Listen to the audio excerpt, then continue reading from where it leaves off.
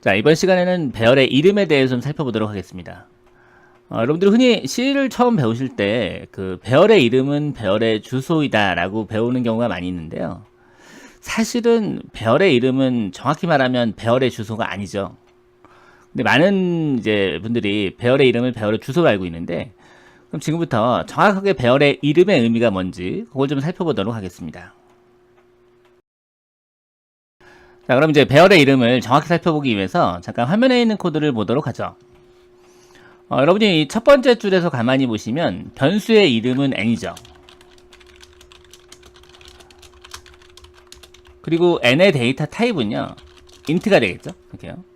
즉 우리가 어떤 선언문이 있을 때 이 선언문에서 변수의 이름을 빼면 데이터 타입만 남는 거죠. 이렇게요. 다음에 어떤 변수의 주소를 구하실 때는 주소 연산자를 쓰시면 될 거고요. 그 다음에 그 주소를 담을 때는 일반 변수를 만드는 모양에다가 앞에 변수 이름 앞에 포인터를 붙여주시면 이게 포인터 변수죠. 이렇게요. 그럼 이제 요 두 줄이 이해되신 분들은 밑에 있는 코드를 보시면 여기서는 변수의 이름은요 D가 될 거고요. 타입은 더블이 되겠죠. 그럼 더블의 주소를 구하고 싶으시면 주소 연산자를 변수 이름 앞에 붙이시면 이게 주소가 나올 거고요. 그 다음 이 주소를 담는 포인터 변수를 만드실 때는 이렇게 적으시면 될 텐데, 대신에 이렇게 하시면은 이건 일반 형태의 더블 변수니까 이걸 포인터 변수로 바꾸시려면 앞에다가 이 표현을 하시면 되겠죠. 그럼 이제 이 두 줄은 그렇게 어렵지 않으니까 충분히 이해하실 거거든요. 그럼 이제 이게 이해되신 분들은 밑에 있는 코드를 한번 보시면 여기서는 분명히 변수의 이름은요 x죠. 그럼 x의 타입을 한번 생각해 볼까요? 우리가 위에서 한번 얘기했었죠. 어떤 선언문에서 변수의 이름을 빼면 타입만 남거든요. 그럼 얘는 데이터 타입이 이런 타입이 되겠죠. 그럼 이제 많은 분들이 배열의 타입이라는 걸 잘 모르시는 분들 계신데, 이 배열에서 이름은 x니까요. 이름을 빼면 타입만 남는 거죠. 그래서 x의 정확한 타입은 이 모양이 되겠죠. 그럼 이제 배열의 주소를 구해볼게요. 그때 분명히 아까 우리가 어떤 변수의 주소를 구하려면 변수 이름 앞에다가 주소 연산자 쓰시면 되거든요. 그럼 당연히 여기서 변수의 이름이 x니까 x의 주소는 이게 x의 주소죠. 이걸 이제 포인터 변수에 담아야죠. 첫 번째로 꼭 기억하실 게, 어떤 변수의 주소를 구하시려면 이렇게 주소 연산자 앞에 붙여야지 주소가 나오죠. 그 다음에 포인터 변수를 만드는 것은 해당 타입의 변수를 만드는 거랑 똑같은 모양에다가 앞에 포인터 표시를 변수 이름 앞에 붙이시면 되죠. 그럼 이거랑 똑같은 모양으로 만들어야 되니까 이거랑 똑같은 모양으로 이렇게 만드시고요. 여기 변수 이름을 p3로 바꾸고, 근데 이렇게만 만드시면 이게 포인터 변수가 아니라 그냥 일반 배열일 테니까 변수 이름 앞에다가 이거를 붙여주셔야죠. 그럼 이제 이게 더블 변수를 만드는 모양과 똑같은데 변수 이름 앞에 포인터 붙이면은 이게 포인터 변수가 되니까 얘도 포인터 변수가 되겠죠. 근데 이제 배열에는 문제가, 이 변수의 이름을 사이에 놓고 연산자가 두 개 붙어 있죠. 이 별표 연산자하고 배열 연산자가 있는데, 그때 컴파일러가 해석할 때 이 연산자보다 요게 우선순위가 좀 높죠. 그래서 이걸 배열로 보거든요.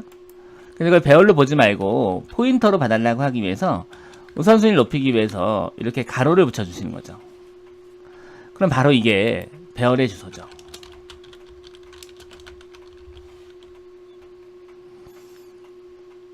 그때 그럼 많은 분들은 이렇게 배열의 주소를 알고 계신 분들이 많거든요. 이건 절대 배열의 주소가 아니고요. 위에 있는 게 배열의 주소죠. 이게. 그럼 이제 요게 정확한 의미가 뭔지 요거는 다음 예제를 가지고요. 또 저거의 의미를 한번 살펴보도록 하죠. 자, 또 다른 예제를 통해서 조금 더 자세히 살펴보도록 하겠습니다. 화면에 있는 코드를 보시면 여러분들은 인티저 형태의 변수를 만들고 그거를 다른 인티저에 초기화하실 수 있죠. 즉 모든 변수는요 자신과 동일한 타입의 초기화될 수 있죠. 초기화라는 게 결국 복사가 되는 거겠죠. 그때 이게 이해되신 분들은 여기 밑에 있는 코드를 잠깐 보시면 여기 D1은 더블 형태의 변수거든요. 그럼 당연히 더블 변수를 받아야 되니까 여기도 더블 타입을 적어주시면 되겠죠. 이렇게 적으면 되겠죠. 즉 항상 우변에 있는 데이터 타입과 동일한 타입의 변수를 만들면 초기화하실 수 있죠. 이렇게요. 그럼 이제 위에 있는 사실을 잘 생각하시면서 밑에 코드를 잠깐 보시면 여기 있는 x1의 타입은요, 이거 분명히 인티저 3개짜리 배열이거든요. 그럼 위에랑 똑같이 생각을 해보면 인티저 3개짜리 배열을 만들면서 x1으로 초기화할 수 있어야 되지 않나요? 어차피 자기랑 똑같은 타입으로 모든 변수 초기화될 수 있으니까.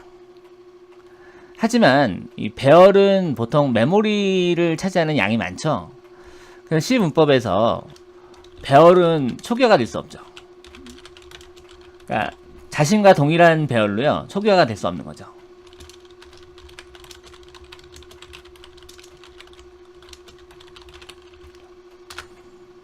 대신에 이런 문법이 하나 있죠.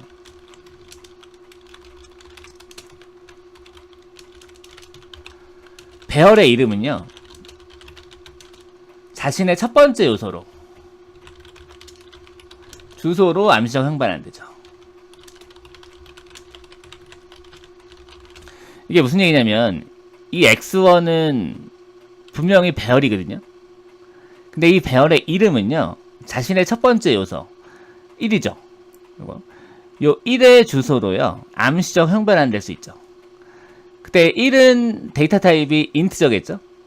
그때 얘 주소로 암시적 형반하면 되니까 여기서 이렇게 받으시는 거죠. 그때 그럼 뭐 배열의 이름은, 주소는 뭐고 또 배열의 요소의 주소는 뭔지 그게 조금 중요해지는데, 혹시 이 부분이 잘 이해가 안 되시는 분들은 이제 다음 동영상 보시면, 다음 예제를 보시면 거기서 이제 이거를 결합해서 한번 정리를 해보도록 하죠. 자, 그럼 이제 배열의 주소하고 배열의 요소의 주소가 뭐가 다른지 좀 자세히 살펴보도록 하겠습니다.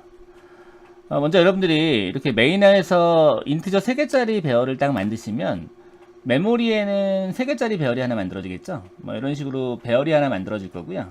이렇게요. 여기 안에는 3개가 들어있겠죠. 그래서 1, 2, 3으로 초기화 됐을 거고요. 요거를 1000번지라고 한번 가정을 해보죠. 이렇게요. 그때 분명히 이 배열은 데이터 타입이 인티저 3개짜리 타입이죠. 이런 식으로. 그때 이 배열은 인티저 3개짜리 타입인데요. 이 배열 안에 있는 이 1은 배열은 아니고요. 이거는 인티저죠. 이렇게요. 그때 여러분들이 배열의 주소를 담기 위해서 코드를 이렇게 만드시면 분명히 포인터 변수 P1이 만들어졌을 거고요. 이 P1은 배열의 주소를 담으니까 1000번지를 담겠죠. 그래서 P1은 여기를 이렇게 가리키겠죠. 이런 식으로. 하지만 밑에 있는 P2를 이렇게 만드시면 이거는 배열의 주소가 아니고요. 배열의 요소의 주소거든요. 그러니까 무슨 얘기냐면 여기 포인터 변수 P2가 만들어질 거고요. 이 P2는 배열의 주소가 아니라 1의 주소가 들어오죠. 근데 1도 분명히 1000번지에 있으니까 역시 여기도 1000번지가 들어오겠죠. 대신에 이거는 배열을 가리키는 게 아니고요. 요 요소를 가리키는 거죠. 이런 식으로. 그럼 어차피 뭐 둘 다 1000번지를 담으니까 똑같은 거 아닙니까? 라고 하겠지만 어떤 차이가 있냐면요. 모든 포인터들은 더하기 1을 했을 때 자기가 가리키는 요소의 크기만큼 커지죠. 그러니까 이 위에 있는 P1은 P1 니꼴 P1 더하기 1을 하시면요. 얘는 원래 인티저 3개짜리 배열을 가리켰으니까 이 표현이 12바이트가 증가할 거고요. 밑에 거는 P2 니꼴 P2 더하기 1을 했을 때 얘는 분명히 인티저를 가리키니까 이 경우에는 4바이트가 증가를 하겠죠. 그래서 이 코드에서 그냥 이렇게 주소만 출력해 보지 말고요. 여기다가 다시 포인터 변수를 한번 더 출력하시고요. 그리고 P1 더하기 1도 한번 해보시고요. 이 밑에도 역시 P2 더하기 1을 한번 출력해 보시면 위에 있는 코드는 12바이트의 차이가 날 거고요. 32비트 환경에서는 밑에 있는 코드는 4바이트가 차이 나는 걸 보실 수 있죠. 그래서 분명히 차이가 있는 게 여기 있는 P1은 인티저 3개를 가리키는 포인터고요. 배열을 가리키는 포인터고요. 반면에 여기 있는 P2는 1만 가리키는 거죠. 이거요. 더하기를 하면 다음으로 이렇게 내려가는 거고요. 위에 있는 건 더하기를 하면 이렇게 밑으로 와버리죠. 12바이트가 증가해버리니까.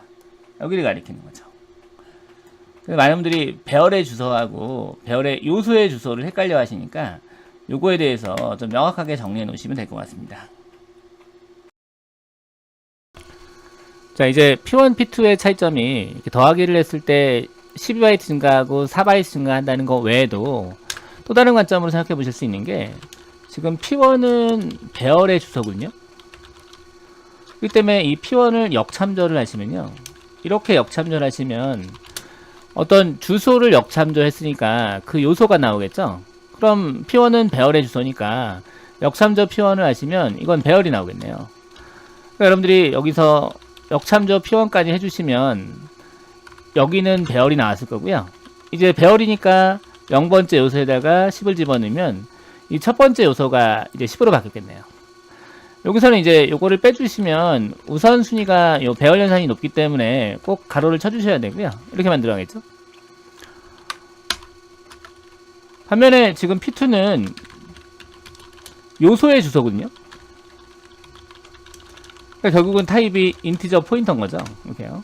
그러면은 역참조 P2 하면 얘가 인티저의 주소였는데 그 역참조니까 바로 인티저가 나오겠죠. 그럼 여기다가 이렇게 집어넣으시면 이 코드는 바로 여기다 집어넣는 거죠. 그러니까 위에 있는 코드와 밑에 있는 코드는 전부 다 1 대신에 10을 넣고 있는 코드인데 이제 요거는 배열의 주소니까 역참조했을 때 배열이 나오고요.